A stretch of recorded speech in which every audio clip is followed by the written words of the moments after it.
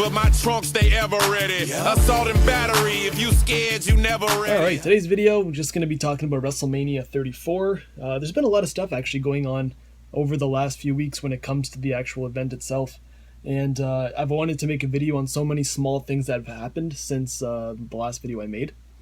But I guess this will be the one where I'll just kind of cram everything all in one. The biggest being the Batista going into the Hall of Fame, potentially. If this happens, I can honestly tell you that this trip is already like hyped to the point where it's like WrestleMania 32, Dallas. But having one of my favorite wrestlers of all time going into the Hall of Fame. Last year was Kurt Angle, and I missed that one. And, you know, Batista's like that one above Kurt Angle, where it's like Stone Cold Steve Austin, Shawn Michaels, Batista, Kurt Angle. It's like, that's how it goes. And to see Batista going live, I couldn't ask for a better candidate as the main eventer. So if that happens, I'm going to be very happy. And they have every reason to put him in now, because he is on the verge, I feel, of being bigger than the WWE. Now, I know there's this whole saying where the wheel will keep turning, this, that, whatever. There are very few guys in wrestling who have expanded their horizons and become bigger than the company. The Rock being the obvious one, Hulk Hogan. And that's really about it. And I think Batista, if he keeps up this amazing role he has when it comes to the movie thing, he may be the third guy to actually go above and beyond the company.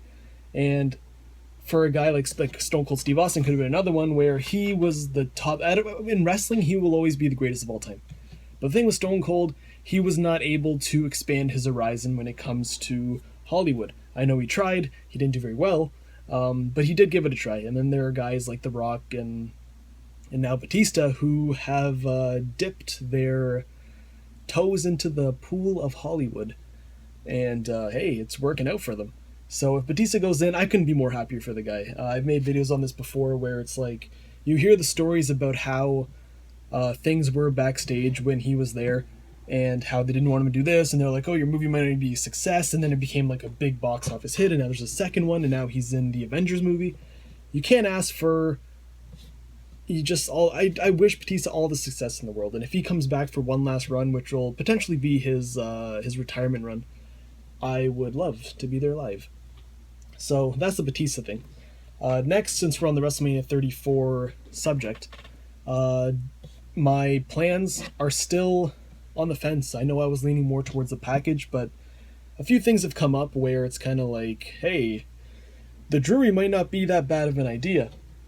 And for the last, I guess, month prior to today, I was on the WrestleCon Hotel website for the Drury, just looking every day, two queen beds, and nothing came up until one random day. It's like, oh look, here's 2 queen beds for the WrestleCon price, and I'm like, perfect. So now I have potentially the WrestleMania travel package plans, but on the side, I have 2 rooms actually booked at the Drury, and our group has 3 in total. Justin has the 2 queen room. I have a 2 queen room, and also have a 1 king room, which you never know who's gonna come by. You know what I mean? So you gotta make sure you're all prepared for anything. But 2 queens would definitely be a suitable thing. Where, because our group right now, I think it's best that we keep it at 8. 8 is a solid number where it's like 4 people one room, 4 people the other room. But it also, when it comes to seating, that's the only thing I'm kind of iffy about, because I, during WrestleMania 29, bought 12 seats, 12 or 8? I think it was 8. I bought 8 altogether, and they weren't bad, but it's definitely, you have a better chance of getting closer seats when you have, 2 to 4. So 8 maybe pushing it, which is the only thing where doing the package will be more convenient, because obviously, as everyone knows, WWE takes care of their travel package people. So, honestly, when they announce their dates, the date for the travel package to go on sale, literally probably that second is when I'll be like, hey, I'm either going to do the package or I'm going to do the Drury WrestleCon deal. But right now, I have 1, 2, 3 people in my little group. Justin, I think, only has 2. So there's still room for 3 more people. And that's another thing. Everyone always sends me messages like, hey, I want to be in your group, I want to do this, I want to do that. Like, booking for WrestleMania is not easy. Relying on people, not even in wrestling in general, is not my favorite thing to do. I put my trust in people way too much, and I get what's that word? I get disappointed every time.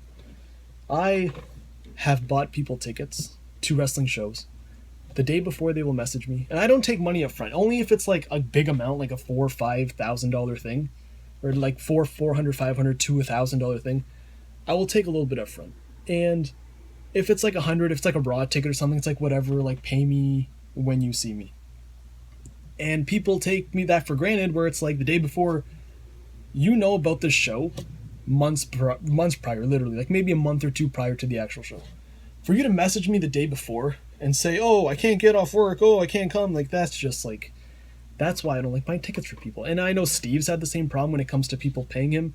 And anyone who else has, I'm sure you guys have the thing, but I just ran out of patience for that. So a lot of people say they want to go, but it's just a matter of me trusting them to actually pay me back. And I go into a situation very open-minded. So there are people that I trust. They may take a while to pay me back, but I know that they are solid people enough to not screw me over or not pay me the full amount. You know, it may take almost a year or 6 months, but as long as we have a plan, as long as I'm like, hey, $100 a month, like it's fine, like he'll pay me off in 12 months, I don't mind. As long as you are committed to the plan. A lot of people, hey, I'll pay you back when I can. Like, no. And that's why I don't buy stuff for people. And that's why everyone who messages me about wanting to go, it's kind of like I don't really know you that well. Like, I know you through social media, but I never met you. So it's like, why would I trust you to pay me back $2,000+?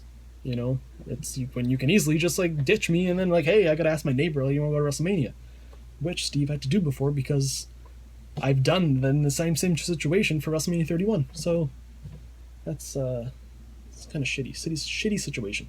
I don't really have much more else to talk about. Jinder Mahal, huh? Of course, the Maharaja.